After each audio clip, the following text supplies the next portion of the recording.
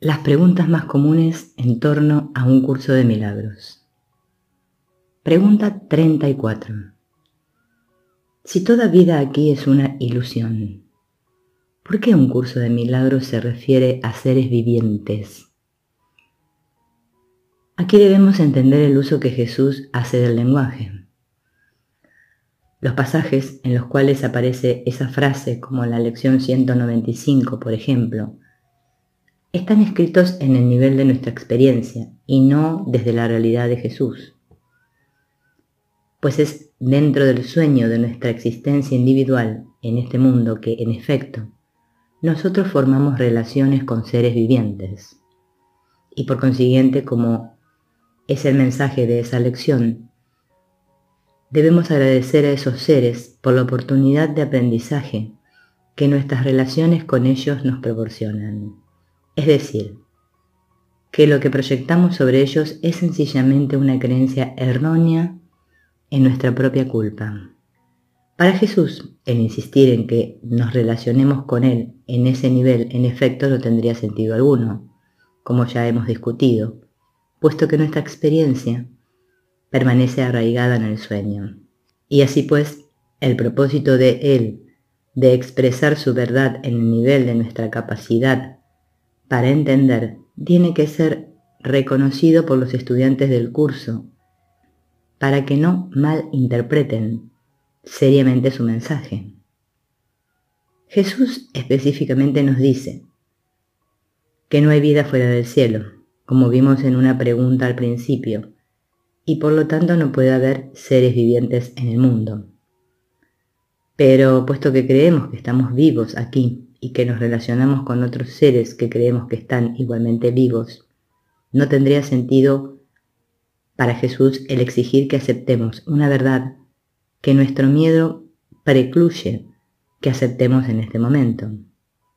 Por lo tanto, al reflejar su clemente amor por nosotros, nos habla de seres vivientes, aun cuando en otro nivel no hay nada viviente aquí en lo absoluto. Pregunta 35. Un curso de milagros enseña que ya todo sucedió. ¿No es esto lo mismo que predestinación? La manera tradicional de entender la predestinación, la cual tuvo su origen con Juan Calvino, el reformista protestante del siglo XVI, es que desde el comienzo del tiempo, Dios había escogido, predestinado a aquellos que se salvarían, los elegidos, y aquellos a quienes se castigaría, los pecadores, en el futuro. Y esta decisión era irrevocable e inmutable. La opinión de un curso de milagros es que sí, ya todo ha sucedido, y en ese sentido el drama del mundo es irrevocable, el guión está escrito, pero esto incluye tanto el guión del ego como la corrección del mismo que hace el Espíritu Santo, para recitar un importante pasaje. Dios te dio su maestro para que reemplace al que tú inventaste, y lo que Él ha dispuesto a reemplazar ya ha sido reemplazado. El tiempo tan solo duró un instante en tu mente, y no afectó a la eternidad en lo absoluto. Y así es con todo el tiempo que ha pasado, y todo permanece exactamente como era antes de que se construyese el camino que no lleva a ninguna parte. El brevísimo lapso de tiempo en el que se cometió el primer error, en el que todos los demás errores están contenidos, encerraba también la corrección de ese primer error y de todos los demás que partieron de él. Por lo tanto, en un curso de milagros, el agente de predestinación es el tomador de decisiones, no Dios, pues es este aspecto de la mente tripartita, o mente dividida, el que ha sido el autor de los guiones de nuestras vidas en el universo físico. No obstante, esta misma mente dividida tiene la capacidad, por medio del tomador de decisiones, de elegir en cualquier instante dado cuál maestro, el ego o Jesús, nos guiará al repasar mentalmente los guiones que ya se han dejado a un lado. En nosotros, para hacer hincapié una vez más, no es el yo por el que nos llamamos mediante un nombre, sino más bien el tomador de decisiones en nuestras mentes, fuera de tiempo y espacio, y fuera del antiguo guión del ego. Y aquí ciertamente la elección no está predestinada. De este modo, es claro que la afirmación del curso "el guión está escrito" no debe entenderse temporalmente en lo absoluto, mientras que la idea tradicional de la predestinación sí debe entenderse así, por estar basada en una decisión tomada por Dios en el pasado, la cual inevitablemente se llevará a efecto en el futuro. Pregunta 36. ¿Existe tal cosa como el libre albedrío? Y en todo caso, ¿de qué se trata? Esta pregunta debe contestarse en dos partes. La primera, en el cielo no puede haber libre albedrío, pues, ¿cómo puede el Hijo de Dios ser libre de escoger cuando literalmente no existe nada de dónde escoger? En una realidad no dualista, la cual es el estado del cielo, solo hay perfecta unidad. Es por eso que un curso de milagros afirma que la voluntad de Dios y la voluntad de su Hijo son una y la misma. Y así pues, no puede haber nada más, y por lo tanto no hay nada entre lo cual se pueda escoger. Es más, el proceso de elegir solo tiene significado dentro de un mundo de sujeto-objeto, un sujeto que elige entre diferentes objetos, todos los cuales se percibe que están fuera de la mente del que elige. Por lo tanto, el término libre albedrío no tiene significado aquí, a menos que se utilice como lo hace un curso de milagros en un lugar, para referirse a la libertad de la voluntad, el título de una sección en el capítulo 30. Sin embargo, en este ejemplo, el término quiere decir algo bien distinto a la idea corriente de libre albedrío.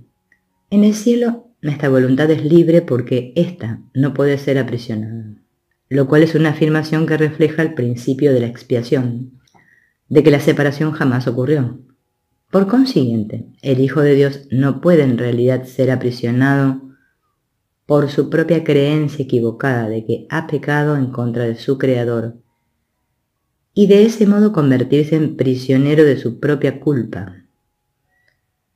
Leemos en varios lugares: qué maravilloso es hacer tu voluntad, pues eso es libertad, a nada más debería llamársele por este nombre. A menos que hagas tu voluntad, no serás libre. ¿Y hubiese podido Dios dejar a su Hijo sin lo que éste eligió para sí mismo? Lo único que Dios hizo al darte su perfecta respuesta fue asegurarse de que nunca perdieses tu voluntad. Escúchalo ahora para que te puedas acordar de su amor y conocer tu voluntad. Dios no podría haber permitido que su Hijo fuese un prisionero de aquello que no desea. Él se une a tu voluntad de ser libre. Y oponerte a Él es decidir ir en contra de ti mismo y elegir estar encadenado. En el estado de santidad, la voluntad es libre, de modo que su poder creativo es ilimitado, y elegir no tiene sentido. Tu voluntad no es estar aprisionado porque tu voluntad es libre. Esa es la razón de que el ego sea la negación del libre albedrío. No es nunca Dios el que te coacciona, ya que comparte su voluntad contigo. Su voz enseña solamente en conformidad con su voluntad, mas esa no es la lección que enseña el Espíritu Santo, pues eso es lo que tú eres. Su lección es que tu voluntad y la de Dios no pueden estar en desacuerdo porque son una. Cuando finalmente aceptemos la expiación para nosotros mismos, despertemos del sueño y de ese modo nos convirtamos en manifestaciones del Espíritu Santo, el reconocimiento de que nuestras voluntades son una con la de Dios inevitablemente tiene que ser el resultado. 2.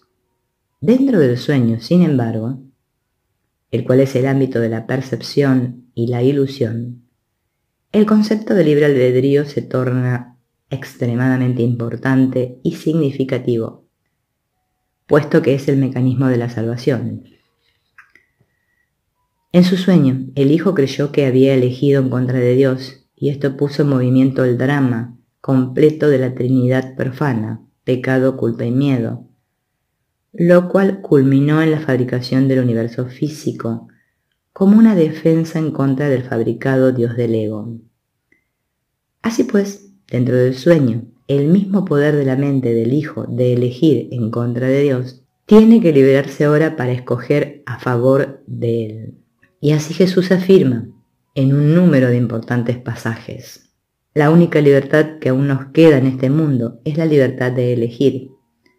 Y la elección es siempre entre dos alternativas o dos voces. La voluntad no está involucrada en la percepción a ningún nivel y no tiene nada que ver con el proceso de elegir. El poder de su decisión se le ofrece tal como Él lo pide. En esto estriba el cielo o el infierno. Al Hijo durmiente de Dios solo le queda este poder. Has elegido estar en un estado de oposición, en el que los opuestos son posibles. Como resultado de ello hay ciertas decisiones que tienes que tomar. Elegir implica que la mente está dividida. ¿Qué prefieres ser? ¿Rehén del ego o anfitrión de Dios? Aceptarás únicamente a aquel que invites. Eres libre de determinar quién ha de ser su invitado y cuánto tiempo ha de permanecer contigo. Mas esto no es auténtica libertad, pues depende todavía de cómo la consideres. En realidad, podría decirse que uno de los propósitos de un curso de milagros es que Jesús nos enseñe que sí tenemos una alternativa dentro de nuestros sueños de separación y especialismo, y que esta alternativa se encuentra en nuestras mentes. Al aprender el significado del perdón, el cual es que nuestra experiencia del mundo es una proyección de una decisión en nuestras mentes que ahora se puede cambiar, aprendemos a ejercitar este libre albedrío. Y de ese modo, finalmente aprendemos y recordamos que nuestra verdadera voluntad ha sido libre desde el principio. Simplemente lo habíamos olvidado. Y Jesús afirma: el Espíritu Santo te insta tanto a recordar a Dios como a olvidar al ego.